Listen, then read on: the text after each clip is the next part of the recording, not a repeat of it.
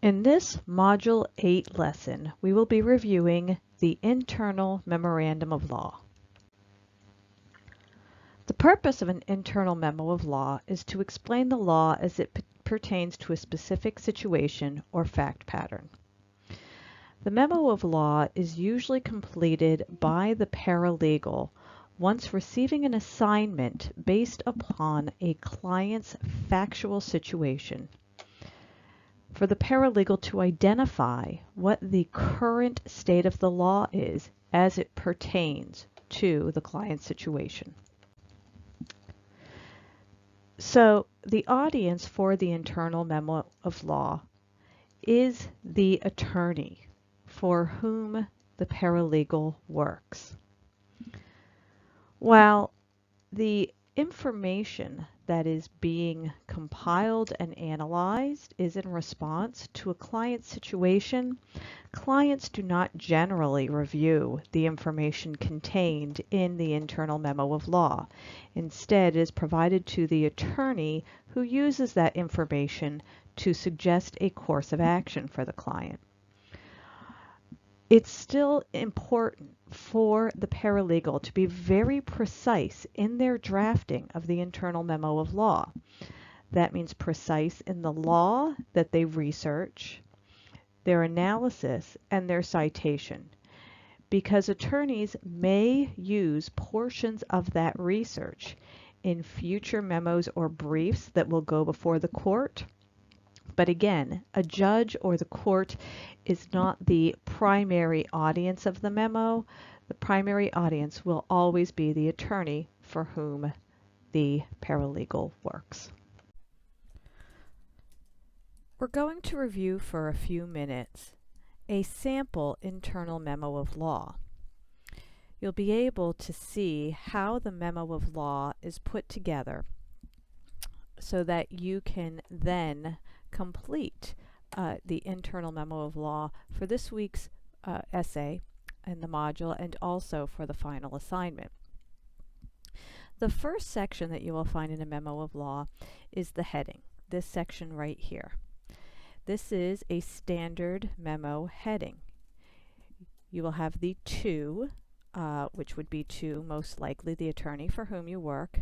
The from, this is the individual who is drafting the internal memo of law for the purposes of your assignments in this course. That would be you. What is it regarding? So what is the client case that's being referenced, or the issue of law that's being researched? And then you will include the date. The next section that you will always find in an internal memo of law is the question presented. Sometimes it's referred to as the issue. The subheading here, it does not matter whether you use question presented or issue for the purposes of this course. Attorneys for whom you work will most likely have a preference. This issue is not necessarily the issue in the case that you are reviewing, case or cases. What it is the issue that you are researching. So it is likely going to be a question that revolves around your client's case. In this example, the issue is a detached garage a living quarters in which the owners actually reside under Illinois residential burglary statute when it has been converted into a retreat for the owner's college-age son, who uses it on a weekly basis as a getaway and sleeps there half the year, although the retreat does not have plumbing facilities. Please note how specific this issue is. The issue includes a legal question. In this case, is a detached garage a living quarter under the Illinois statute? That is a legal question. But of course, the legal question always has to be analyzed in the view of a client's specific fact pattern. That's where the rest of this issue comes into play. Is a detached garage a living quarters? Well, that's an easy enough question, but it gets a little bit more difficult and requires some more research when you add on, is it a living quarters when it has been converted into a retreat or an apartment for a son on a temporary basis. Also note that it does not have plumbing facilities. Why does all of this matter? Well, because the research is going to have to follow the facts of the case. Does it have plumbing facilities? That may be the point where the law says that something is or is not a living quarters. And that is why the issue is so specific, and that is why the facts matter. The next section in this example is a short answer. For this class, you do not need to include a short answer in your internal memos of law. Again, this is something that some attorneys prefer, so it's good to know what it is. They may ask for it. The short answer basically is just the simple answer to the question that was asked above. The answer here is yes. Yes, a detached garage uses a retreat for seasonal sleeping is a living quarters under the statute. Attorneys may like that short answer right there at the front so that they know what to expect as they continue reading through your analysis. The next section that will be required in the internal memos of law that you complete for this course and will always be part of any internal memo of law will be the statement of facts. These are the facts upon which your research is based.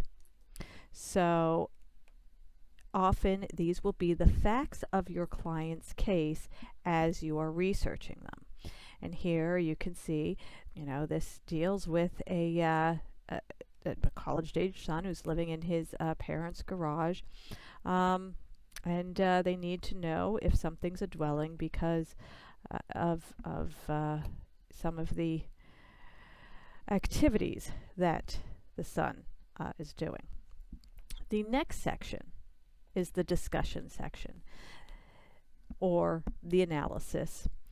This is where you will include your legal research and you will be analyzing it in light of the fact pattern that you had discussed above. You will notice that the discussion is heavy on law. There should be statutes if it's a statutory issue. There should not only be statutes, but there should also be cases. Why do you need statutes and cases? Well, statutes will tell you what the legislature decided the law is, but the statutes are never the end of legal analysis. And the reason why is because statutes have to be interpreted. Look at this example. The statute says a dwelling, right? A dwelling. But what is a dwelling? There are courts that will discuss what is considered a dwelling and what is not considered a dwelling. And that is why case law needs to be reviewed in addition to the statute. Notice that this particular attorney in this example is using proper Blue Book citation. This is very important. The Blue Book citation in the internal memos of law is a necessary component. The reason why is because the attorney to whom you are writing this memo is likely going to want to go back to some of this research to review it him or herself. Furthermore, if this issue makes it into court and has to be part of some sort of memo or briefing, this information will also likely make its way in some sort of memo or brief to the court. And the attorney wants to be able to have easily at their fingertips a way to find the law that was already researched for this question. If the citation is not included, if it is improper, then it will require the attorney or the paralegal to conduct the research all over again, which of course is a waste of time and a waste of money, especially if there is a client who is being billed hourly. What else you will notice is that in this case, and in any analysis, the paralegal wants to write what the rules of law are. For instance, this rule from People versus McIntyre: a structure is considered a dwelling when the owners frequently use the structure for activities that occur in a living quarters and the furnishings reflect that use. However, they want to use that rule of law to analyze it in their specific fact pattern. Here they are taking that information and saying, well, look, because Michael Stripe, who is the defendant, I believe, in this case, frequently and regularly uses the garage as a living quarters, it satisfies the statutory definition of dwelling. So this is the purpose of the analysis. It is the law plus the facts. And then you have to identify what the law says in light of the facts that are part of your situation.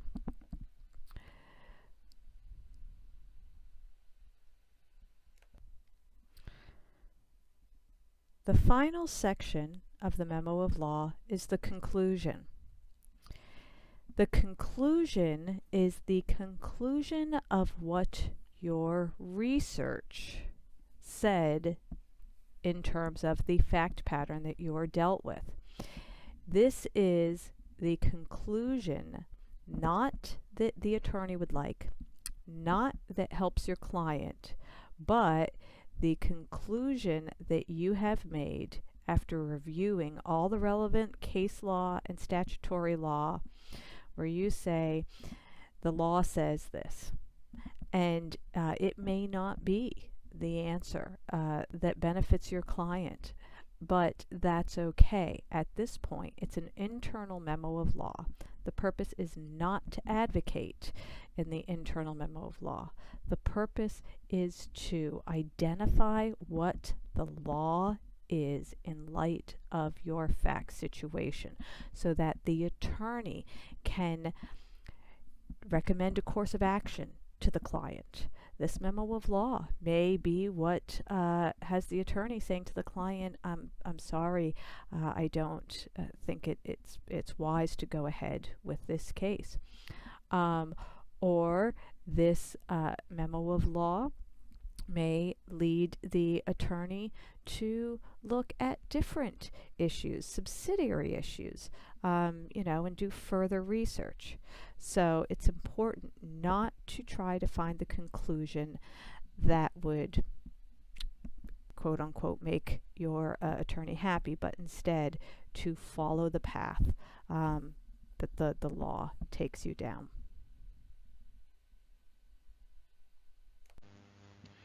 Take a moment to review Rule 4 in the Blue Book. This is a small rule, and it deals with short citations. The reason to use a short citation is because oftentimes in your research and analysis, you will find yourself referring to the same case repeatedly within a paragraph. And when you do so, you do not need to write the entire name and citation of the case you are using every time that you cite to a issue or point of law. So instead you will use ID, period. You use id when you are citing the immediately preceding legal authority. Please note that it has to be immediately preceding. If you are citing a case that was referenced 2 pages prior in your memo, then you have to use the short case names in Rule 10. If the page number of the law being cited is the same as that immediately preceding cite, you use only id. But if the page number in the case of the law being cited is different from the immediately preceding cite, then you want to use id, at, and include the page number. Review the quiz on the next slide to test your understanding of this rule after you take a moment to review it in the Blue Book.